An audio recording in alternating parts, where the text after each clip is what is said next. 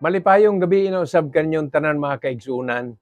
Dako ang akong pagpasalamat sa Ginoo nga naa na sabtay laing kahigayunan nga makakaton gikan sa iyang mga pulong. Gibase nato ning tanan sa atong Church Covenant kun pakigsaad ug ako manginaot nga ang milabay natong mga leksyon og kini karon muhatag na sad ni og dugang pagpahinumdum nato kay dagko kayo ang atong kabilinggan sa atong Ginoo. Yabot sa nato nga makita sa mga katawhan ang kausaban nga miabot sa atong kinabuhi dala sa paghatag nato og kausaban ni Ginoong Hesukristo. Matud pa sa 2 Corinthians 5:17, if any man be in Christ, he is a new creature. O ngay pasabot niya na nga basta naa na sa Ginoo may mga kausaban. Karon ang akong pagabasahon naa sa tunga-tunga sa atong Church Covenant ug magsulti ni sa atong panaggawi ug mahitungod ni sa makita sa tao sa atong mga hinimuan. To walk circumspectly in the world, to be just in our dealings, faithful in our engagement, and exemplary in our deportment, to avoid all tattling, backbiting, and excessive anger. Giisip nato mga kaigsuunan nga ang atong kinabuhi bisan og dili kini hingpit, di man gyud nato na ikalimod og sa pagdugang nako dinis mensahe nga dili gyud ta hingpit, wa ni nagpasabot nga magpabaya na lang sabta o di na sabta magtan-aw sa atong mga kalihukan, sa atong mga ginabuhat. Apan ang kamatuoran nini bisag Kristohanon makasayop gyud gihapon. Og dinhi nato ibase sa atong pakigsaad nga unta ang kabag-uhan nga niya sa ato maoy muhatag nato og kalipay nga makita kini sa mga katawhan nga sila sad mamuot sa atong pagkinabuhi ug dili sila mapandol, dili sila makaingon nga parihara way kausaban, hinuon mahimo tang iwag nga na nila. Ablihin inyong mga Biblia sa Matthew chapter 5 verse 16. Nagaingon, let your light so shine before men that they may see your good works and glorify your Father which is in heaven. Ang Dios magapanalangin sa maong mga pulong. Si Ginoong Hesukristo mismo mga kaigsuunan, nagtambag sa iyaha nga mga tinun-an, apostoles, apil, unya ang mga katawhan nga nagsunod niya, iya silang gisultian nga ipakita ang kabag-uhan, ipakita ang iwag nga nagagikan kay Ginoong Hesukristo sa mga katawhan. Unya dinhi nga bahin giisip ta nga suga tungod kay naatas mangitngit ng kalibutan ug ang mga mamahimong sumbanan himplo mauni ang mahimong suga ug iwag. Busa ang pulong nagaingon sa Matthew 5:16 nga pasigaa ang imong suga sa mga katawhan aron nga makita nila ang imong amahan kanang makaingon sila nga anak yun ni Ginoo, tinuod yun ni nga Kristohanon. Muna mahimong distinct, adunay kalainan ug mailhan usab nila buot pud silang muduol diha kay Ginoong Hesukristo. Spiritually speaking, moingon ta daghang mga katawhan karon nga naa sa kangitngitan. Yes, matuod nga ang palibot hayag daghan ng solar light ron. Apan daghan ang nagalakaw sa kangitngit. Di masayod unsay next step. Di sila kay ba unsay sunod na pud nga lakang. Ug ang ilang pagahimuon, basta kay didto nagpaingon, mao na ni. Basta mao ni ang nisantop sunawna, mao na gyud ni. Ug mo na ingon mga kaigsuunan, they do what is right in their own eyes. Tan-aw lang mao man ni, himuon nato ni. Mao na nga daghang nasalaag. Karon kining maong mga pulong muhatag sa ato og pagbadlong nga kung dili maayo ang atong panaggawi, kita hatagan og giya, direksyon aron nga tinuod gyud nga musiga ang ato nga mga suga, mailhan ta nga Kristohanon. This time, turn your Bibles in the book of Ephesians, chapter 4, verses 25 to 26. Wherefore, putting away lying, speak every man truth with his neighbor, for we are members one of another. Be angry and sin not. Let not the sun go down upon thy wrath. Maayo ka ini nga pagpahinumdom mga kaigsuonan nga kuhaon nato ang pagpamakak karong panahon na mas sayon ang mamakak. Daghang kaayo og maimbento ang tao nga iyang isulti dili day tinuod mo ring tawag natong makak. Apan mga kaigsuonan, hinumduman nato nga ang pagpamakak nga sala nga ginatudlo ni Ginoong Kristo kaniadto hantod karon ang pagpamakak sala gyud gihapon. Inga na ang matuod og kining mga butanga angayng pagalikayan.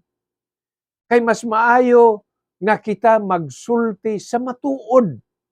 Speak every man truth with his neighbor. Nining kaguliyang nga kakatabo diri sa kalibutan, mas malinawon pa. Bisag gamay lang, pero mutabang tang mudalit sa kalinaw sa atong komunidad, sa atong kongregasyon, sa atong workplace, ug hain man ta. Makita unta nga nay mga tao nga nagasulti sa kamatuoran, nagasulti og tinuod og dili mga bakakon. Napailain nga gisulti diri sa verse 26, ang kasuko i-address pod.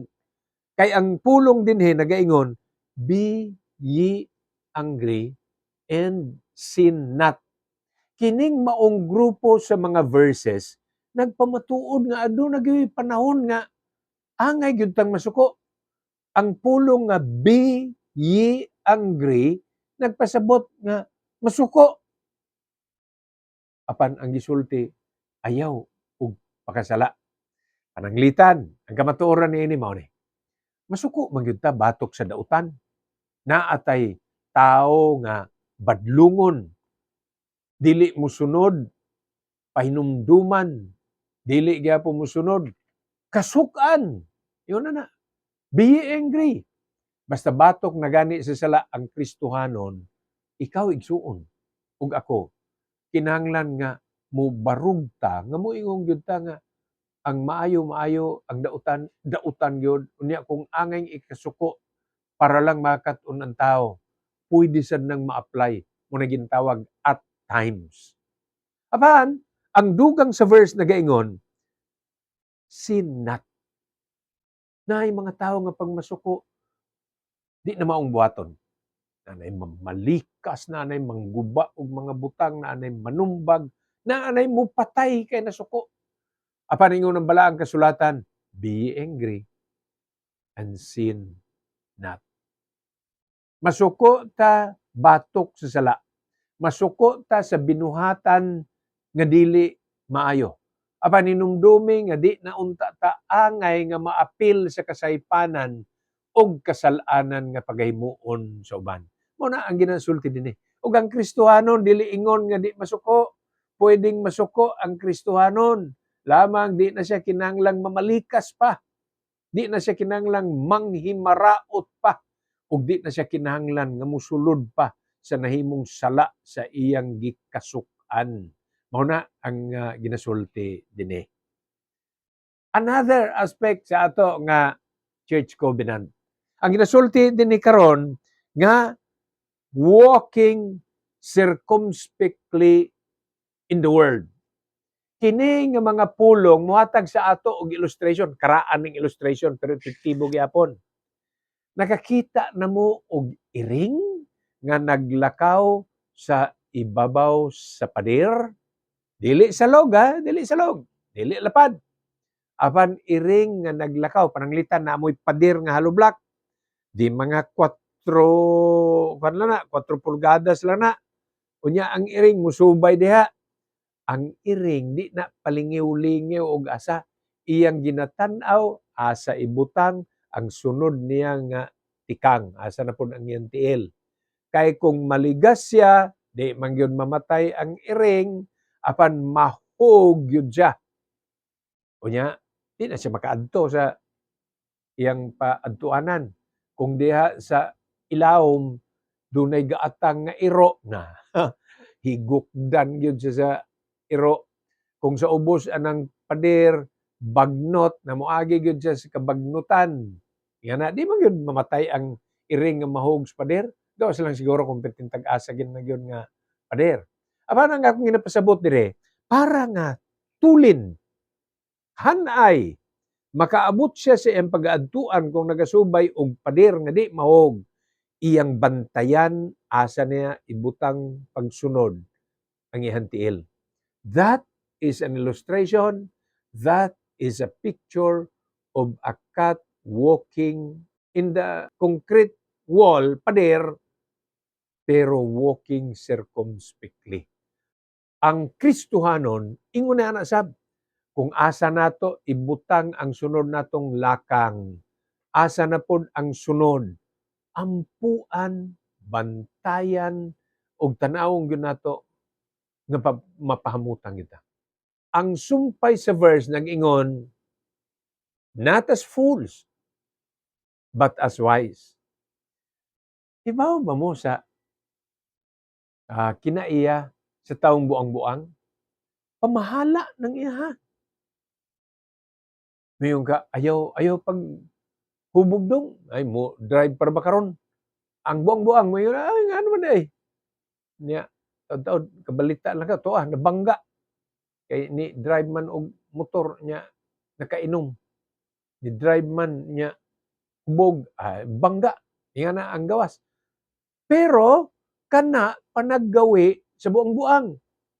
Ang tarong nga tao, imong tambagan, mupasalamat Panginoon. Ang buang-buang, mutuman sa iyang kagustuhan, uka masuko pag yun nimo. Ingnon pa ka nga nung manghilabot man ka, ako maning kinabuhi. Mo na ang kinaes buang-buang. So walking circumspectly is walking as wise. Kana maglakaw ta nga hanay, hibaw ta nga ang padungan niini mao gyud atong destinasyon. Dili matipas, dili mawala. Sa ato nga biyahe sa kinabuhi or in the journey of life, daghan na ang mga nangasaag. Kay pag-abot sa unahan, ay nindot maning bisyuhan ni, makalingaw ni. O sige, suod sa, inom sa, sugal usa, manabako usa, illegal drugs kay para para nga naata sa enjoyment ingon pa. Kalingawan ra ni. Manay ingon. Apan mga kaigsunan, kanang tanan mo patipas sa imo. Gikan sa hustong tumong. Di lang mo patipas. Usahay mo o ginay mo paliko gyud si mo. Kanang tipas, drifting.